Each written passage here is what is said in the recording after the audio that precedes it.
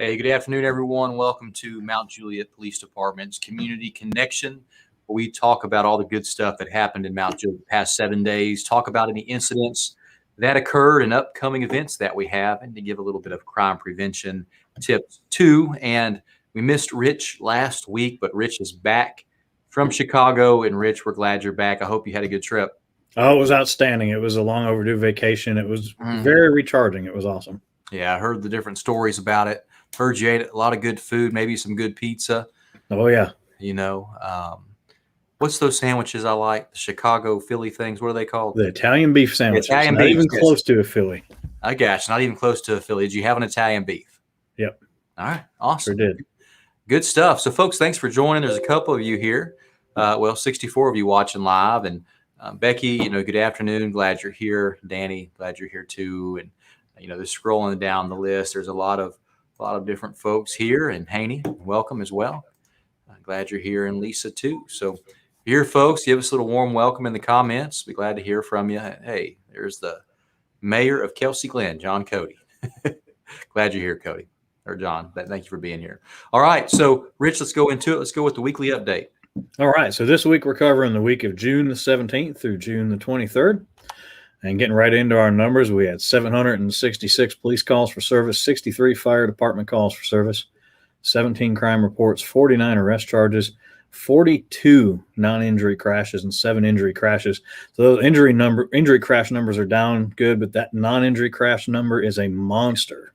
And, looking at the crash data, Rich, it's all something indicative of distracted driving, those rear end crashes. So it's unfortunate. It's really unfortunate. Got to be safe when we're out there. People got to pay attention when they drive. Indeed. And going into our crime reports this week, 6 family disturbances, 4 theft reports, 3 burglaries. One of them was a gun taken out of an unlocked car. 2 property damage reports, 1 embezzlement and 1 harassment. All right. And on the arrest charges, we had 2 in the 8 category, one of being warrants, and 8 driving on suspended and revoked DLs. 5 no driver's license arrests, 4 each at simple possession of drugs and DUI. 3 domestic assault arrests.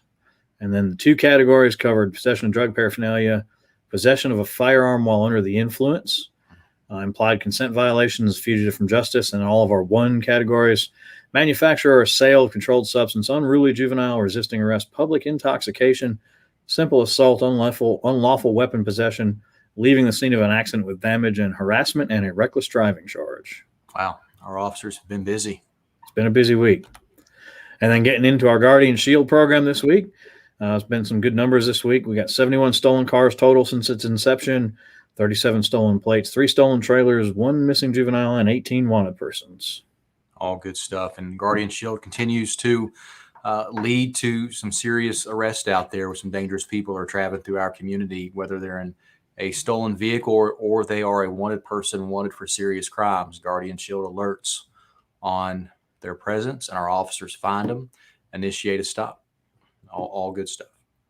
All right, and that's all I got for you now. Good deal. And of course, Rich, yesterday was a very long day for our department, but really our thoughts and prayers go out to the gentleman and his family of the deceased, where the 18-wheeler went off the roadway and hit head-on into a pole that holds up and supports the overpass over I-40 at Mount Juliet Road.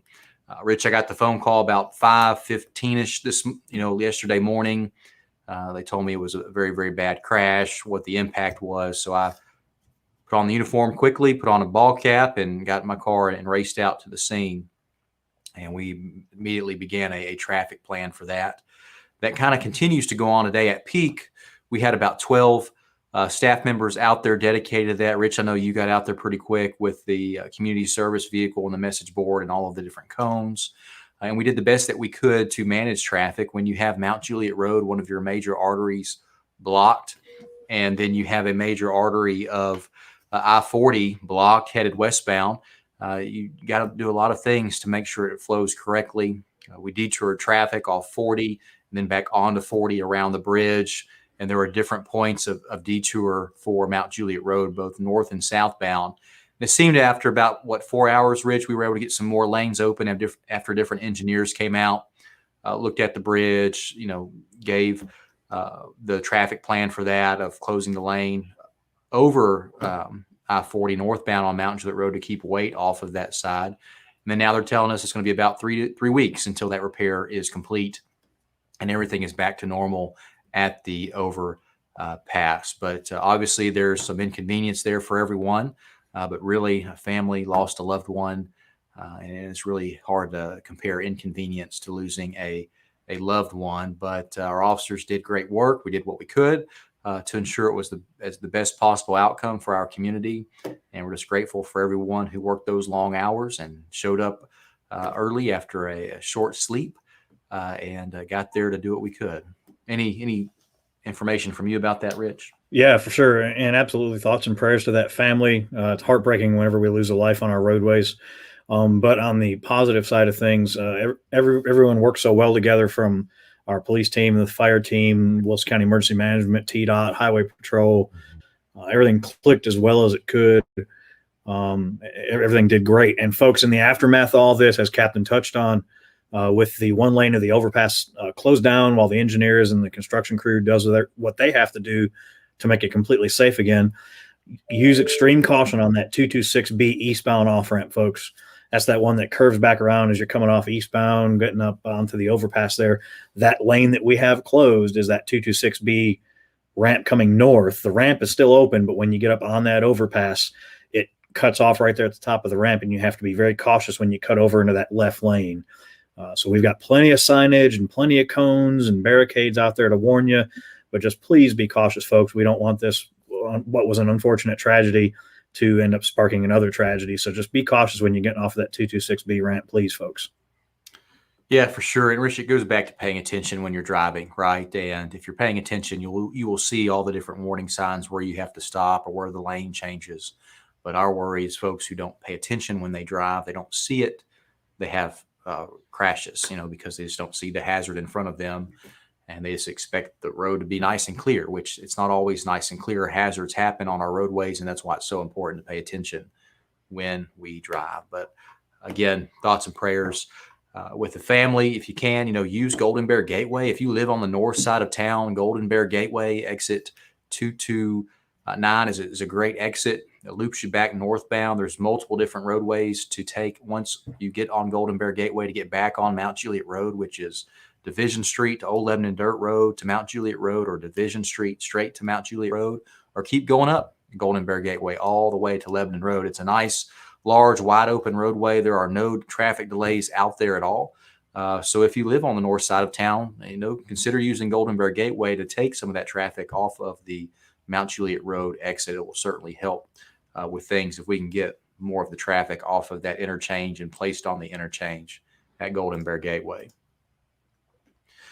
Some good news. So we have new outdoor weather warning sirens installed across the area.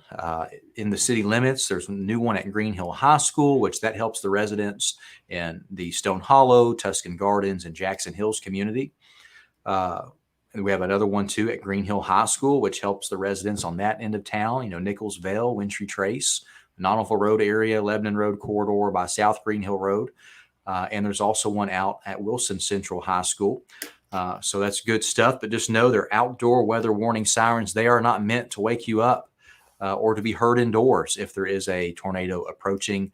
But they are meant to warn people who are outdoors, and they're typically placed in areas where there's a lot of outdoor activities, sports stadiums, schools, near parks, different things like that, near communities and neighborhoods that have a lot of outdoor amenities.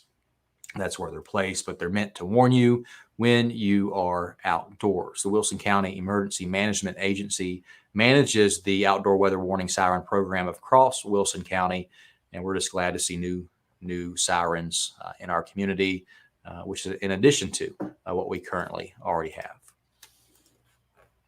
Rich, did you know about the sirens?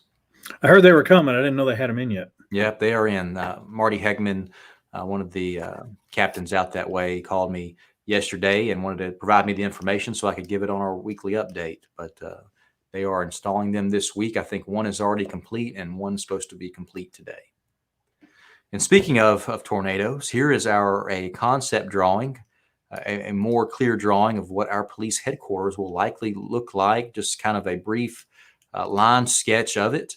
You can see the existing building is the wider portion there, and the new sections are on either side of it, which is super great for our police department. You know, it takes a while to build a building. You have to go through all the different budget approval process with our Board of Commissioners who have been supportive of this project. And then you start to work with the architects who come out and do studies of the police department and study our growth plans, study our staff, study all of our infrastructure that we currently have and future needs out 15 to 20 years, because what we build, we want it to be there for us 15 to 20 years and fit everything and that we have as we grow, so it can be a good solid home for the next 15 to 20 years. And we're super excited. Our architects are making great progress. And we hope the next couple months we'll go to building documents and put out a request for proposal to have a builder bid on that, and then build and start, breaking ground on this project. But it's a great thing for our community. We need to get it into it as soon as we can. We're already maxed out at headquarters today. We were talking about, we have a new position coming on board, a multimedia specialist. We don't have office space for that person, so we're probably going to have to renovate an existing evidence processing area so we have office space for this person. But as our community grows, so does the police department, and we need to ensure we have infrastructure there for that.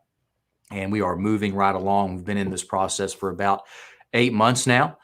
We're close to the building documents to be able to get that out for RFP with the builder. Then they'll break ground. Then it'll take another year and 8 months to get the building built. So it's not a quick process. It's a necessary process. And I'm just grateful that it is in progress, right? Because we are moving forward on growth for our community and infrastructure for our police department, so our officers can continue to serve this community as best as possible. So it's just neat to kind of see a concept review of that. The good thing too, if you notice, you see the amphitheater in the far right-hand corner. It's going to put some handicap parking on that end for folks who want to visit the amphitheater and do not have an adequate place to park. So it'll get parking closer to that amphitheater for those attendees who want to get closer in and have a nice, easy path to attend events that are out that way. Just a reminder that summer school is underway. The times are displayed here at Rutland Elementary, Elsie Patton, and Mount Juliet Middle School. If you see the school zone lights activated, that is because it is summer school. It is not an accidental activation of the school zone lights, which many people have been calling us saying, hey, your school zone lights are on. Well, it's summer school. That's why they're on. So those school zones are active. The 4th of July is coming up, and we will have a fireworks celebration. It starts at 9 p.m. at the Mount Juliet League ball fields along Lebanon Road. It's always a wonderful show. If you want prime parking, pay the $10, park at the league, and all that money goes to the league for the youth and their sports activities there. So it's a great event. I'm looking forward to it. Rich, I know you'll be working. I'll be out there too, and it's always just nice to see and check out. Our golf tournament for our youth program here is coming up on Friday, September 17th. So if you play golf, if you have friends who play golf, or if you're a business and you want to sponsor a hole, then check it out. Contact us. We'll be glad to get you connected to those who organize that. I just want to give a shout out to Emma. She made a beautiful piece of artwork. It's about 6 different pieces of the American flag that's painted, and it will go up here at headquarters. But she delivered those what I call, art tiles that'll then go on the wall and make the full piece of artwork to us. She dropped them off with Chief Hambrick late last week, and just want to be sure she gets a shout out. We appreciate her support and all that she does. And her little note here says, thank you, Mount Juliet police officers, for keeping us and our community safe through hard and difficult times. So Emma, thank you so much. It's nice to receive, hand-painted custom artwork here. It's just beautiful. And Saturday was Juneteenth, and there were celebrations in Mount Juliet and also in Lebanon. Chief Hambrick was present at the Peace on the Mountain celebration at Charlie Daniels Park. And then I went out to Lebanon, Tennessee at their Juneteenth Street Festival, participated in a roundtable discussion, but just great, wonderful events acknowledging Juneteenth and what everything that holiday means. And Rich, I know you were with me in Lebanon. It was a good time, good little event. And I heard the event in Mount Juliet was also wonderful as well. So just glad we could participate in those events and be a part. We appreciate all of our partnerships with our community. All right, good deal. Rich, how's the weather look? Not too bad this weekend. We're looking mostly dry for tonight and tomorrow. And then going into Saturday, they're saying late afternoon, early evening, a slight chance of some showers overnight, afternoon and evening, Saturday. And then as you get closer through the weekend and into next week, rain chances are going to slowly increase. Temperatures are going to stay in the mid 80s to lower 90s. So it's going to be a little warm one all through this weekend and next week. But rain chances will be creeping up as we creep along through the weekend. All right, very cool. Good deal. Let's take a couple questions, and then we will work on giving out a $25 gift card to someone here that wants to enter. So let's see here. A question from Mickey about when are they starting to work on the damaged tornado schools? So Mickey, they've done that for the past 2 weeks in demolition and clearing the land. Now, we don't manage the school system. We don't manage the schools or the property. And I say we as a city. That is all managed through Wilson County Schools. And we really have no part in building those things, but as a city, but we've done everything we can to support the school system to ensure they get those schools built as quick as they can. Another question about the warning siren heard inside homes. And Rich, you may help me here, but there is not a warning siren out there that's engineered to be heard inside a home. That's correct. Yeah, the warning siren technology, even the modern ones they're making, are still based off that old air raid type siren technology, and they're strictly an outdoor product. Yeah, they're all outdoor products, Mickey. So I don't know what Michigan, Illinois markets, but they are not designed to be heard indoors. There's not a product out there other than a weather radio that you can install in your own home that is meant to be heard inside. Yeah, unless you happen to live like right near one where you can maybe hear it inside, that's about it. Right. Right. And then Georgina here, does MJPD know what caused the truck to hit the support column, or is MJPD still investigating? So Georgina, that info will come from the Tennessee Highway Patrol. They are investigating that incident.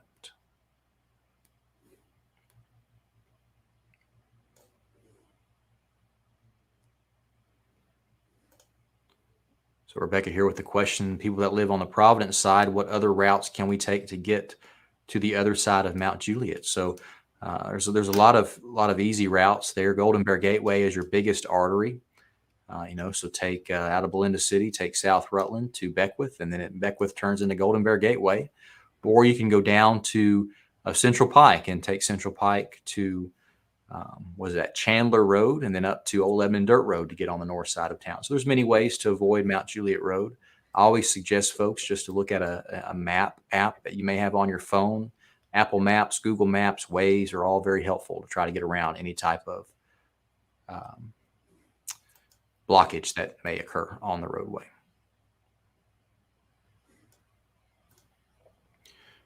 Tyler Hicks here saying prayers to the Daytona Beach police officer and family that was shot yesterday. And yeah, Tyler, I saw that on the news too. And it's so sad. The officer encountered a suspicious person who started to not be compliant with the officer. And it led to that person pulling out a gun and shooting the officer in the head. Police dispatch was radioing the officer back. They didn't get contact with him. They sent officers to see if he needed help. And they found him laying in the parking lot. But that goes to show why if officers have reasonable suspicion, that's just articulable facts to stop you, you're required to comply. If you don't, that is resisting. And the reason for that is because so many officers are hurt by people who are just not compliant.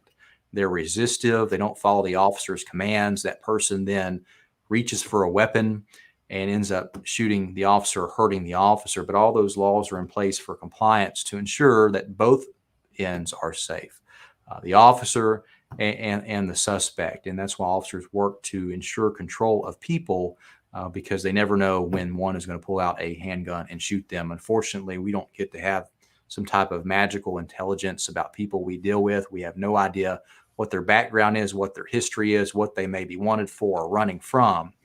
And that's why officers, treat everyone or should treat everyone. Not every officer does it. There's bad apples out there, but all officers should treat everyone with dignity and respect when they deal with these encounters, whether they are suspicious or under arrest. But that's why it's also important for the other individual to have compliance so our officer can stay safe and see what's occurring before he or she may be hurt.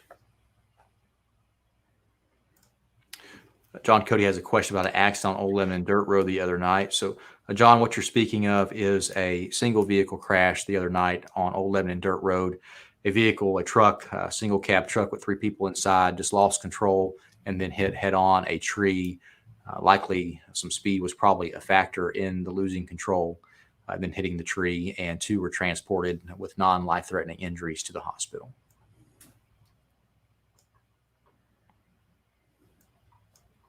All right, good deal. Let's give out a gift card. Let's see what we got here.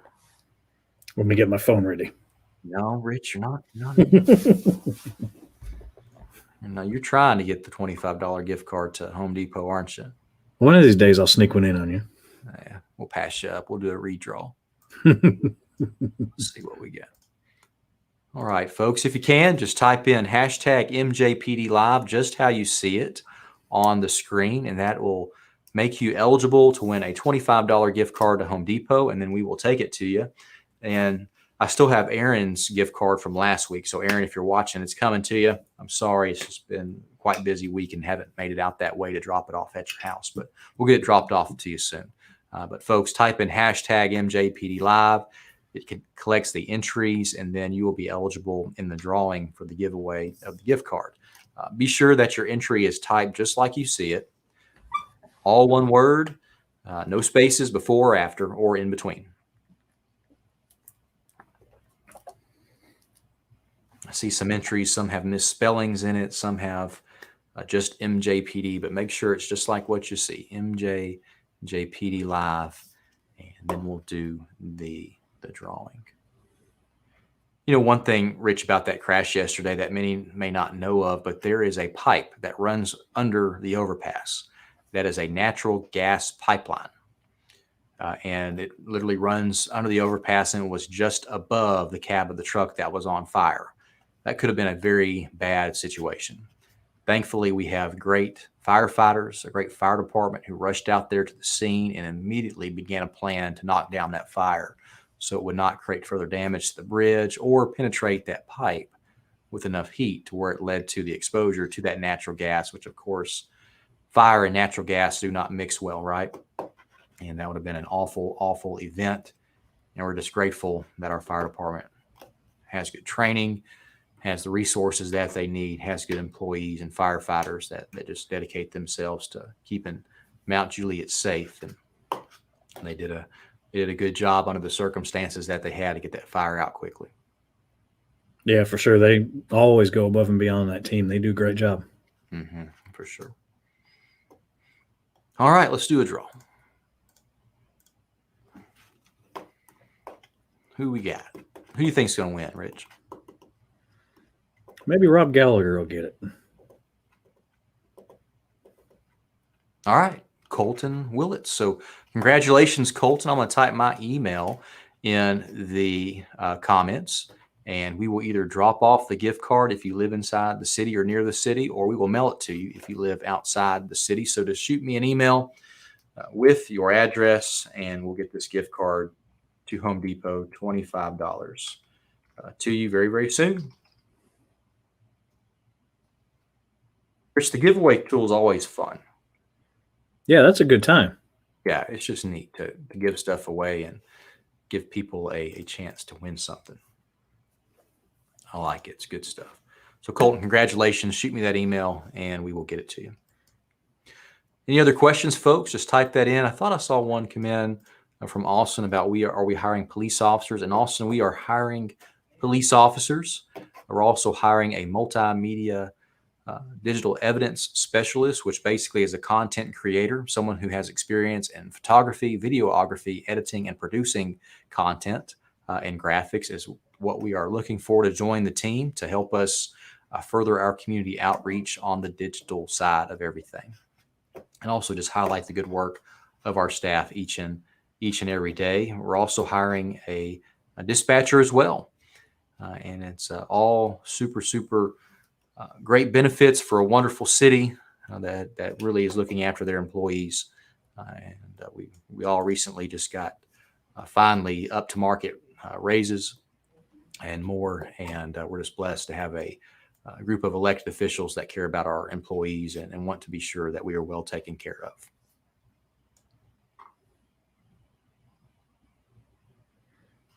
Yeah, for sure, Cap. Huge shout out to our elected body and to our city management, Kenny, particularly Kenny Martin and Sheila. They're always praising on us. Let's absolutely take a second and return the favor. They all went all out on working on our budgets this year and taking care of us. They did a great job. Yeah, absolutely. Absolutely. All right. Dan has a question about the expansion down on South Mount Juliet Road near Central Pike. So, Dan, any roadway project takes a while. It's in process. I think they're working on some engineering documents, and then we'll work on obtaining the property and right of way of that area. But it is a project on the books that it is in motion. I just don't have a timeline for you. Hopefully, we maybe can get that from our engineering department with the city. But from what we hear as a police department, that project is in progress. All right, good deal. Rich, anything parting? That's about all I got today. All you got today? What are you doing this afternoon? Oh, here in a little bit, I'm sure I'll be getting out on the road to work the road tonight. I gotcha. What's your favorite ice cream flavor? Favorite ice cream flavor? Ooh, that's a good pop quiz. Yep. It depends. If I'm going to Baskin Robbins, probably going to be daiquiri ice. I've never heard of such. Oh, it's pretty amazing. But my favorite, probably more normal ice cream flavor, I'm a big fan of just plain old strawberry ice cream. Strawberry ice cream? Yeah. No, I go between chocolate and strawberry. And every now and again, I'll get the urge for cookies and cream. That's a good one. Yeah, it is a good one. Kind of making me hungry talking about it now. Maybe we should go hit Culver's. Ooh, that does sound good. I had a blizzard from Dairy Queen the other day, Oreo blizzard. It was really good. Charles has the question about what about the accident the other day? Will the bridge be fixed? So when will the bridge be fixed? So yeah, Charles, we mentioned that on the front end. You may have joined late. No worries. But the bridge will be fixed in about 3 weeks where they can get all the lanes back opened up. But then the full repair I guess the expansion. They're also expanding Mount Juliet Road overpass. That's about 8 months away before that is complete, if the weather cooperates. Yeah, you have a couple, Rich, here that say that they're up for strawberry. Even strawberry for the win. Officer Sam Elliott there likes strawberry.